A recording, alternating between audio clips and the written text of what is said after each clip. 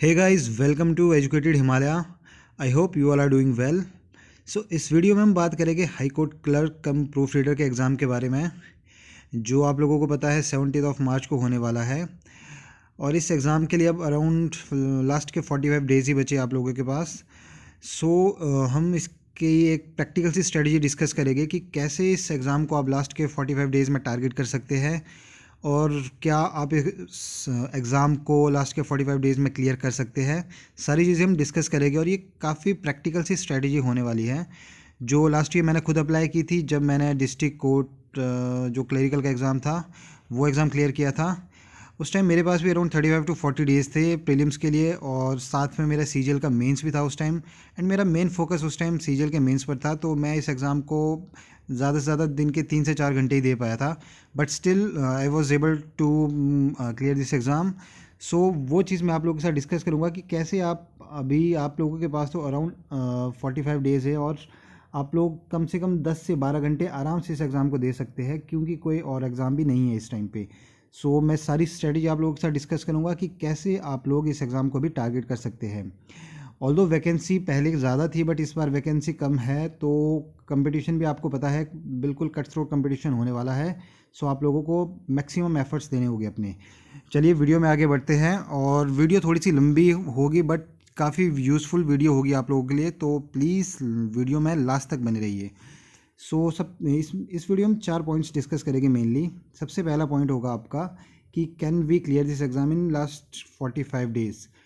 Maximum जो students हैं उनका यही डाउट है कि सिर्फ 45 डेज़ बचे हैं, और क्या ये एग्ज़ाम इन 45 डेज़ में क्लियर किया जा सकता है अगर अभी हम अपनी प्रिपरेशन को स्क्रैच से स्टार्ट कर रहे हैं। तो जी हाँ, बिल्कुल ये 45 डेज़ में बहुत आराम से आप क्लियर कर सकते हो, क्योंकि काफ़ी बेसिक लेवल का एग्ज़ाम आने वाला है इसका। ये बिल्कुल भी डेप्थ में नहीं क्वेश्चंस पूछते हैं, बिल्कुल बेसिक से क्वेश्चन पूछते हैं। ये पॉइंट हम डिस्कस करेंगे। सेकंड पॉइंट रहेगा हमारा how to cover syllabus in 45 days. आप अभी से भी जो आपके पास 45 डेज़ बचे हैं, इन 45 डेज़ में अपना सिलेबस कैसे कवर कर सकते हैं अगर आप लोगों ने अभी तक सिलेबस कवर नहीं किया है। ये पॉइंट हम आगे डिस्कस करेंगे। तीसरा पॉइंट हमारा है कि बुक्स एंड अदर रिसोर्सेज, कौन सी बुक्स आप यूज़ कर सकते हैं, कौन से रिसोर्सेज यूज़ कर सकते हैं। और बिल्कुल आपके इस टाइम पे बुक्स एंड रिसोर्सेज बिल्कुल आपके प्रिसाइज से होने चाहिए, काफ़ी कंसाइज से होने चाहिए। आपके जो नोट्स भी है बिल्कुल कंसाइज, क्योंकि आप लोगों के पास ज़्यादा टाइम नहीं है। और लास्ट पॉइंट होगा क्या नहीं करना है। आपको सारे इस टाइम पे बताया गया क्या करना है, कैसे एग्ज़ाम क्लियर करना है, कौन सी बुक्स पढ़नी है, बट आपको कोई भी नहीं बताएगा कि इस टाइम पर आपको क्या चीज़ अवॉइड करनी है जिससे आप अपना टाइम बचा सके और उस टाइम को कहीं और यूटिलाइज कर सकेंगे। आगे बढ़ते हैं वीडियो में नेक्स्ट पॉइंट पर। इसके बाद जो आपका देखो प्रीलिम्स का पैटर्न होने वाला है, उसमें आपके पास सबसे पहले HPGK के जो है वो अराउंड 30 क्वेश्चन हो गए। और HPGK में आपके पास 30 क्वेश्चन इंक्लूडिंग आपके हाई कोर्ट से रिलेटेड 4 से 5 क्वेश्चन आपके हाई कोर्ट से रिलेटेड हो गए। सेकंड आपके पास इंडियन जीके है, इसमें अराउंड आपके 30 क्वेश्चन होने वाले हैं, जिसमें आपके अराउंड 6 क्वेश्चन आपके करंट अफेयर से हो गए। बाकी साइंस एंड अदर जीके उसको इंक्लूड करके आपके पास 30 क्वेश्चन है। 30 + 30 60 क्वेश्चन हो गए। इसके बाद कंप्यूटर अवेयरनेस का वेटेज काफ़ी ज़्यादा है, 20 क्वेश्चन आपके कंप्यूटर अवेयरनेस के होने वाले हैं, और कंप्यूटर आपका मेंस में भी होने वाला, तो इस पर आपको काफ़ी अच्छे से फोकस करना है। और लास्ट पार्ट है आपका रीजनिंग का, रीजनिंग इंक्लूडिंग इंग्लिश के आपके पास अराउंड 5 क्वेश्चंस आते हैं जो काफ़ी बेसिक से होते हैं, स्पेलिंग से रिलेटेड। रेस्ट 15 क्वेश्चंस आपके रीजनिंग के रहते हैं। ये आपका सिलेबस होने वाला है, और ये वीडियो आपकी बिल्कुल प्रीलिम्स के पॉइंट ऑफ व्यू से बनाई है मैंने। एंड प्रीलिम्स आपका इस एग्ज़ाम में सबसे मेन हर्डल है। अगर आपने प्रीलिम्स क्लियर कर लिया तो उसके बाद मेंस के लिए 1:6 की रेशो में बच्चे लेते हैं। उसमें कंपटीशन आपका काफ़ी ज़्यादा कम हो जाएगा, क्योंकि टाइपिंग भी है, और प्रीलिम्स के बाद मेंस और टाइपिंग के लिए आपके पास काफ़ी टाइम मिलने वाला है। मेन फोकस अपना प्रीलिम्स पर ही लगाना होगा आप लोगों को। उसके बाद नेक्स्ट आता है हमारे पास अगला जो पॉइंट हम डिस्कस करेंगे, वो है can we clear this exam in 45 days. ये सबसे बड़ा मेन क्वेश्चन है कि क्या हम 45 डेज़ में क्लियर कर सकते हैं इस एग्ज़ाम को। तो आपका आंसर होगा बिल्कुल डेफिनेटली यस। आप लोग 45 डेज़ में इस एग्ज़ाम को क्लियर कर सकते हैं, और बहुत आराम से क्लियर कर सकते हैं। आपको उसके लिए क्या करना होगा, एक तो मिनिमम आपको 8 से 10 घंटे दिन के देने होंगे, जिससे आप अपना सिलेबस कवर कर सके। और दूसरा क्या है, आपको टाइम जो सब्जेक्ट्स है उसकी वेटेज के अकॉर्डिंग ही डिवाइड करना पड़ेगा। सी आप लोगों के पास 45 डेज़ है और इतने कम दिनों में आप अपना टाइम वेस्ट करना अफोर्ड नहीं कर सकते। और बिल्कुल यूजलेस से सब्जेक्ट्स में जहाँ जिसका वेटेज बहुत कम होगा वहाँ पे आप अपना टाइम वेस्ट नहीं कर सकते हैं। सो आपको वेटेज, सब्जेक्ट के वेटेज के अकॉर्डिंग अपना टाइम डिवाइड करना पड़ेगा। जैसे आपके पास HPGK के अराउंड 30 क्वेश्चंस आएंगे, तो सबसे पहला फोकस आपका HPGK पे होना चाहिए, क्योंकि आपको पता है इसके अराउंड अगर आप कोई भी बुक पकड़ लो, आप एक बुक के आपके पास उतना वास्ट सिलेबस नहीं है और स्टैटिक से क्वेश्चन आते हैं, तो आप आराम से अच्छा स्कोर कर सकते हो इसमें। सेकेंडली इसके बाद आपका कंप्यूटर आता है। कंप्यूटर अवेयरनेस के आपके पास 20 क्वेश्चंस आते हैं, तो ये आपकी प्रायोरिटी लिस्ट में सेकंड नंबर पे होना चाहिए, क्योंकि आपका कंप्यूटर का काफ़ी कंसाइज सा सिलेबस है और 20 क्वेश्चंस 20 मार्क्स आप काफ़ी आराम से इसमें ला सकते हो। थर्ड फोकस आपका रीजनिंग पर होना चाहिए, क्योंकि रीजनिंग के 20 क्वेश्चंस है और रीजनिंग काफ़ी स्कोरिंग होता है, आप 20 में से 20 बहुत आराम से ला सकते हो। लास्ट आपका फोकस होना चाहिए Indian GK and current affairs पर, जिसके अराउंड आपके 30 क्वेश्चंस आएंगे और 30 क्वेश्चंस आप इसमें काफ़ी अच्छा स्कोर कर सकते हो अगर आप इसको भी बिल्कुल टू द पॉइंट इसकी प्रिपरेशन करो। और एक बहुत इंपॉर्टेंट पॉइंट है कि अपना majority of the time current affairs में ना वेस्ट करें। काफ़ी स्टूडेंट्स ऐसा करते हैं कि इस टाइम पे उन्हें करंट अफेयर्स पढ़ने में मज़ा आ रहा है और उसमें अपना मैक्सिमम टाइम वेस्ट करते हैं। करंट अफेयर्स के आपके 5 से 6 क्वेश्चन आने हैं, तो इसमें आप ज़्यादा टाइम वेस्ट ना करें। लास्ट 6 मंथ्स के करंट अफेयर्स पढ़े और वहाँ से वो भी आप बिल्कुल इंपॉर्टेंट करंट अफेयर्स ही आपने पढ़ने हैं, क्योंकि करंट अफेयर्स काफ़ी वास्ट होता है, 5 से 6 क्वेश्चन आने हैं, तो उसमें आप ज़्यादा टाइम वेस्ट करना अफोर्ड नहीं कर सकते इस टाइम पे। इसके बाद जो हमारा नेक्स्ट पॉइंट है वो है how to cover the whole syllabus in such a short time. आपके पास टाइम कम है, तो इतने कम टाइम में आप अपना सिलेबस कैसे कवर कर सकते हैं। सी सबसे पहला आपके पास क्या है, जो मेन वेटेज है आपका वो HPGK का रहने वाला है। सो उसमें आप अगर डेली आप 8 से 10 घंटे भी दे रहे हो, ज़्यादा नहीं दे रहे हो, वैसे तो इस टाइम पर आपको मिनिमम 10 घंटे देने चाहिए इस एग्ज़ाम के लिए, क्योंकि ये एग्ज़ाम आपको जॉब बहुत जल्दी दे सकता है। आपको पता है स्टेट गवर्नमेंट की हालत है, अभी इलेक्शन होने वाले हैं, तो इन्होंने बाकी के एग्ज़ाम सारे के सारे डिले करने हैं। सिर्फ हाई कोर्ट का एग्ज़ाम ऐसा है जो हाई कोर्ट वाले खुद करवाते हैं और रिज़ल्ट भी बहुत जल्दी निकाल देंगे और जॉइनिंग भी 6 से 8 महीने के अंदर अंदर जॉइनिंग मिल जाएगी। सो इस पर आपका मेन फोकस रहना चाहिए। सो वापस आते पॉइंट पे, डेली आप लोग इसमें अराउंड 2 आवर्स HPGK को दे सकते हो, क्योंकि इसका वेटेज सबसे ज़्यादा होने वाला है। सो 2 घंटे मिनिमम आपको देने ही देने हैं। उसके बाद सेकंड है आपके पास रीजनिंग एंड इंग्लिश। रीजनिंग के 20 क्वेश्चंस रहने वाले हैं, तो मिनिमम 1 से 1.5 घंटे आपको रीजनिंग के देने पड़ेंगे। इंग्लिश में आपको पता है कि बेसिक्स अगर आपने इंग्लिश में करना भी है तो बेसिक स्पेलिंग्स वगैरह, idiom phrases, one word substitution, ये टॉपिक्स आप कर सकते हो। बाकी मेन फोकस आपका रीजनिंग पर रहना चाहिए, क्योंकि 15 क्वेश्चन रीजनिंग के आने ही आने हैं और ये क्वेश्चन बहुत आराम से पूरे मार्क्स आप स्कोर कर सकते हो इसमें। थर्ड आपका रहना है मेन फोकस आपका कंप्यूटर। कंप्यूटर के लिए मैं 2 घंटे आप लोग को इसलिए बोल रहा हूँ, क्योंकि ये मेंस में भी रहने वाला है। कंप्यूटर का आपका जो वेटेज है 20 नंबर का मेंस में रहेगा। सो कंप्यूटर पे आपको मेन फोकस करना है, 2 घंटे कम से कम देने ही देने हैं। उसके बाद 2 घंटे आपको इंडियन GK को देने हैं। इसको आप अपने अकॉर्डिंग डिवाइड कर सकते हो। आपने आज के दिन पॉलिटी पढ़नी है, चाहे आज के दिन हिस्ट्री पढ़नी है, या फिर 1-1 घंटा 2 सब्जेक्ट को देना है, ये आप अपने अकॉर्डिंग कर सकते हो। बट आपको 2 घंटे मिनिमम आपको इंडियन GK में भी देने पड़ेंगे। उसके बाद करंट अफेयर्स को आप 30 मिनट दे सकते हो। बहुत डीप में आपको नहीं पढ़ना है, आप ज्ञानम वगैरह से पढ़ सकते हो आराम से। 30 मिनट दिन के बहुत है इस सब्जेक्ट के लिए, क्योंकि इसके आप 5 से 6 क्वेश्चन आने हैं मैक्सिमम आपको करंट अफेयर्स के। So 30 minutes are more than enough. और रेस्ट जो आपका टाइम है वो आप रिवीजन में लगा सकते हो, क्योंकि रिवीजन इज़ द की। जितना आप इन चीज़ों को रिवाइज करोगे उतना आप इन चीज़ों को रिटेन कर पाओगे और लास्ट में आपका रिवीजन ही काम आना है। सो रिवीजन पे ज़्यादा से ज़्यादा फोकस करें। इसके बाद नेक्स्ट पॉइंट पे हम बढ़ते हैं। अगला जो पॉइंट है वो है बुक्स एंड अदर रिसोर्सेज। आप कौन कौन सी बुक्स यूज़ कर सकते हो, कौन कौन से रिसोर्सेज को यूज़ कर सकते हो इस टाइम पर, जिससे आप अपना जो सिलेबस है वो इन 45 डेज़ में आराम से कवर कर लोगे। सबसे पहले आता है हमारे पास HPGK। सो HPGK के लिए आप लोग जोक्टा भी यूज़ कर सकते हो, या आप लोग आकाश से भी पढ़ सकते हो। जो बुक आपके पास अवेलेबल है उस बुक से आप पढ़ सकते हो, लेकिन आप लोगों को बिल्कुल डीप में नहीं पढ़ना है। आप लोगों को पता है, आपने प्रीवियस ईयर के पेपर भी देखे होंगे, अगर नहीं देखे तो अभी प्रीवियस ईयर का हाई कोर्ट का चाहे डिस्ट्रिक्ट कोर्ट का पेपर है उसको उठा के देख लीजिए। वहाँ पे बिल्कुल आपके जो क्वेश्चन है काफ़ी ज़्यादा बेसिक लेवल का है और स्पेशली आपके रिपीटेड से क्वेश्चन आए हुए हैं।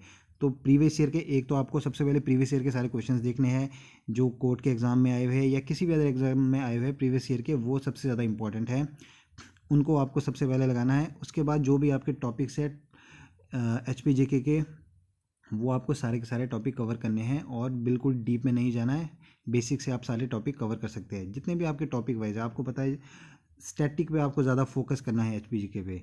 जैसे आपको पता है कि जो स्टैटिक के टॉपिक है आपके पास टेम्पल से क्वेश्चन बनता है, आपके पास रिवर्स, माउंटेन्स, पासिस, इस टाइप के क्वेश्चन आपको सारे के सारे टॉपिक्स की आप लिस्ट बना लीजिए चाहे, और टॉपिक वाइज क्वेश्चन को कवर कीजिए। आपका HPGK बहुत अच्छे से कवर हो जाएगा और 45 डेज़ के अंदर बहुत आराम से कवर हो जाएगा। मैक्सिमम आपके पास 30 से 35 टॉपिक्स है, दिन का एक टॉपिक भी उठाओगे तो महीने में आपका आराम से कवर हो जाएगा ये। उसके बाद नेक्स्ट है आपका जो हाई कोर्ट से रिलेटेड क्वेश्चंस आपको करने हैं, ये आप कहीं भी नेट से कहीं पे भी सर्च करके आप ये क्वेश्चंस आराम से कर सकते हो या प्रीवियस ईयर के क्वेश्चंस देख सकते हो। थर्ड, उसके बाद आपका रीजनिंग आता है। रीजनिंग कहाँ से करनी है? रीजनिंग का आपने प्रीवियस ईयर का पेपर उठाना, बहुत बेसिक लेवल के क्वेश्चन आते हैं। आप टॉपिक वाइज भी आपके पास 10 से 12 टॉपिक्स आ रही है, आप यूट्यूब पे सर्च कर सकते हो, या बैंक क्लरिकल लेवल के या SSC में जो CHSL लेवल के क्वेश्चन आते हैं उन क्वेश्चंस को लगा के इसकी प्रैक्टिस आप बहुत आराम से कर सकते हो। उसके बाद इंग्लिश के भी आपके पास 5 क्वेश्चन आने हैं, या तो स्पेलिंग्स के आएंगे या वन वर्ड सब्स्टिट्यूशन या इडियम फ्रेजेस, कोई भी आएगा तो प्रीवियस ईयर के SSC के क्वेश्चन उठा लीजिए आप, वहाँ से बहुत आराम से हो जाएगा और बहुत बेसिक से क्वेश्चन आएंगे। उसके बाद कंप्यूटर के लिए आप अरिहंत की बुक ले सकते हो, ये काफ़ी यूज़फुल बुक है, काफ़ी पतली सी बुक है और कंसाइजली दिया है, और लास्ट में इसमें क्वेश्चंस भी दिए हैं जहाँ से आपका बहुत आराम से बहुत अच्छे से आपकी प्रैक्टिस हो जाएगी। और साथ में आप क्या कर सकते हो कंप्यूटर के लिए, प्रीवियस ईयर के जो JOA के जो आपके एग्ज़ाम हुए हैं, और या फिर आपके हाई कोर्ट या डिस्ट्रिक्ट कोर्ट के क्लरिकल के एग्ज़ाम हैं, वहाँ से भी आप लोग प्रीवियस ईयर के क्वेश्चन उठा सकते हो। और JOA के जितने आप लोगों के प्रीवियस ईयर के एग्ज़ाम हुए हैं उसमें आप बेसिक लेवल के जो इजी लेवल के क्वेश्चन हैं वो उठा के आप उनकी प्रैक्टिस कर सकते हो, क्योंकि इसमें आपका डिफ़िकल्ट लेवल के एग्ज़ाम नहीं क्वेश्चंस नहीं आएंगे, काफ़ी इजी लेवल के आएंगे, जो आपको जो हाई कोर्ट का प्रीवियस ईयर का पेपर है वहाँ से भी आपको आइडिया लग जाएगा कि क्वेश्चंस का लेवल क्या रहने वाला है, उसके अकॉर्डिंग आप अपनी तैयारी कर सकते हो। उसके बाद हमारे पास इंडियन जीके आ गया। इंडियन जीके के लिए आप या तो तरुण गोयल या लूसेंट या कोई भी अदर जो भी आपके बुक अवेलेबल है इंडियन जीके की, वहाँ से कर सकते हो। लेकिन इस चीज़ का आपको सबसे ज़्यादा ध्यान रखना है कि इंडियन जीके आप लोगों को बिल्कुल डेप्थ में नहीं करना है, आप लोगों को बेसिक से सारे टॉपिक्स कवर करने हैं। फॉर एग्जांपल जैसे आपके पास कोई भी सब्जेक्ट है, आपके पास साइंस है, तो साइंस में आप लोगों को बिल्कुल डीप में नहीं पढ़ना है, आपको बेसिक से सारे जितने इंपॉर्टेंट से टॉपिक है वो सारे कवर करने हैं, जहाँ से आपके क्वेश्चंस बनते हैं। जैसे विटामिन से क्वेश्चन बनते हैं, डिजीज से क्वेश्चन बनते हैं, या फिर बायो में आपके पास जहाँ से भी क्वेश्चंस बनते हैं, या फिजिक्स में आपके पास जो रिफ्रैक्शन हो गया आपके पास, या फिर लेंसेज, जहाँ से भी आपके क्वेश्चंस बनते हैं, जहाँ से बहुत इंपॉर्टेंट से क्वेश्चन बनते हैं, वहाँ से आपको सबसे पहला फोकस आपका उन टॉपिक्स को कवर करने का होना चाहिए। उसके बाद आपने और चीज़ें पढ़नी है, उसके बाद आप पढ़ सकते हैं। पॉलिटी में जैसे आपके पास फंडामेंटल राइट से क्वेश्चन बनते हैं, तो जो जो इंपॉर्टेंट टॉपिक है सबसे पहली प्रायोरिटी पर आपको वो कवर करने हैं, उसके बाद बाकी की चीज़ें आपको कवर करनी है। उसके बाद करंट अफेयर्स आता है। करंट अफेयर्स के लिए आप ज्ञानम की मैगजीन आती है वो उठा सकते हो, और लास्ट के 6 मंथ्स के टॉपिक्स कर सकते हो, मतलब करंट अफेयर्स कर सकते हो। और सबसे बेटर रहेगा आप इसको टॉपिक वाइज करो, जैसे आपके अपॉइंटमेंट्स आती है, अवार्ड्स एंड ऑनर्स आते हैं, इस तरीके से आप इसको कवर करोगे। लास्ट के 6 मंथ्स के एनफ है, वहाँ से आपका बहुत आराम से कवर हो जाएगा। उसके बाद आगे बढ़ते हैं हम वीडियो में, लास्ट पॉइंट पे हम आते हैं कि क्या ना करें। इस टाइम पे सब आपको बताएगा कि ये करो, यहाँ से कवर करो, वहाँ से कवर करो, लेकिन आपको कोई ये नहीं बताएगा कि इस टाइम पे क्या चीज़ आपको अवॉइड करनी है, क्या नहीं करनी है, जिससे आप अपना टाइम बचा सको। सबसे पहले क्या है, avoid wasting to much time in current affairs. Current affairs में काफ़ी लोग, मज़ा आता है बच्चों को पढ़ने का करंट अफेयर्स का, इसलिए वो उसमें काफ़ी ज़्यादा टाइम वेस्ट करते हैं। आपको एग्ज़ाम क्लियर करना है, आपको इस टाइम पर कोई भी एक्सपेरिमेंट नहीं करना है, तो बेटर है आप लोग जितना आपके पास टाइम है उसको उसके अकॉर्डिंग डिवाइड करें, और जितना टाइम एक सब्जेक्ट को चाहिए उसके वेटेज के अकॉर्डिंग सिर्फ उतना ही टाइम दीजिए। और दूसरा आपका don't waste too much time in single subject like polity. जैसे कुछ बच्चों को पॉलिटी पढ़ने में मज़ा आता है या हिस्ट्री पढ़ने में मज़ा आता है, तो वो काफ़ी ज़्यादा टाइम उसी में वेस्ट कर लेते हैं। आपको इसमें पता है जो आपका इंडियन जीके है उसके अराउंड 25 क्वेश्चन आने वाले हैं, 5 क्वेश्चन आपके करंट अफेयर्स के हैं, तो 25 में से पर सब्जेक्ट वाइज पॉलिटी के आपसे 3 से 4 क्वेश्चन आएंगे, और वो क्वेश्चन भी बेसिक लेवल के आएंगे जो आपको पहले से ही आते होंगे पॉलिटी वगैरह के, या फिर आप बेसिक से तैयारी करोगे तो बहुत आराम से कवर हो जाएगा। इसलिए पॉलिटी या ये वाली हिस्ट्री, इनमें आपको बिल्कुल डीप में नहीं घुसना है। जिस सब्जेक्ट का वेटेज जितना ज़्यादा है उसको उसके अकॉर्डिंग ही पढ़ना है, बाकी अदर सब्जेक्ट्स को आपको उसकी प्रायोरिटी के अकॉर्डिंग पढ़ना है। उसके बाद थर्ड पॉइंट आपका है avoid going in depth of the topic, ये चीज़ मैं पहले ही आपके साथ डिस्कस कर चुका हूँ। जो आपकी पेपर ओरिएंटेड अप्रोच है, पेपर को क्लियर करने की अप्रोच है, आपको वैसे ही तैयारी करनी है, बिल्कुल डीप में नहीं जाना है। वो आप जो आपके अदर एग्जाम्स हो गए, चाहे एचएस वगैरह होगा, वहाँ पे आप बहुत अच्छे से पढ़ सकते हो, लेकिन इस एग्ज़ाम को आपने जिस टाइप का एग्ज़ाम आता है उसके अकॉर्डिंग ही तैयारी करनी है। उसके बाद है आपके पास बेसिक लेवल क्वेश्चंस आपके पास एग्जाम में आएंगे, बिल्कुल डीप में नहीं पूछते हैं हाई कोर्ट वाले, बहुत बेसिक से क्वेश्चन पूछते हैं, तो आपको उसके अकॉर्डिंग ही तैयारी करनी है। और अगला पॉइंट है आपका रिवीजन इज़ द की। ये इस चीज़ में मैं इसलिए फोकस स्ट्रेस कर रहा हूँ बार बार कि रिवीजन सबसे ज़्यादा की है। आपको टॉपिक वाइज पहले तो अपने जो सब्जेक्ट कवर करने हैं उसमें टॉपिक वाइज करने हैं, जो मेन टॉपिक है आप हाई कोर्ट के प्रीवियस ईयर के पेपर उठा के देख सकते हैं, वहाँ से आपको आइडिया लग जाएगा किन टॉपिक से क्वेश्चन पूछते हैं। हाई कोर्ट वाले टॉपिक वाइज पूछते हैं आपको, पर्टिकुलर टॉपिक वाइज। अगर आपके पास टेम्पल से पूछ रहे हैं तो हर बार पूछेगा, आपको रिवर से, लेक से पूछ रहे हैं, माउंटेन पासिस से पूछ रहे हैं, तो ये क्वेश्चन आपके रहेगी। तो आपको इन टॉपिक के अकॉर्डिंग ये वाले क्वेश्चन आपका कवर करने हैं। उसके बाद है आपके पास लास्ट जो पॉइंट है, it's better to revise one book 3 times than to go through 3 different books. So इस टाइम पे अपने रिसोर्सेज है, जो आपकी बुक्स है, उसको बिल्कुल कंसाइज रखिए, नोट्स को बिल्कुल कंसाइज रखिए और उसको बार बार रिवाइज करिए, तो आपका बहुत आराम से आप अपना सिलेबस इन कम दिनों में बहुत आराम से कवर कर लोगे।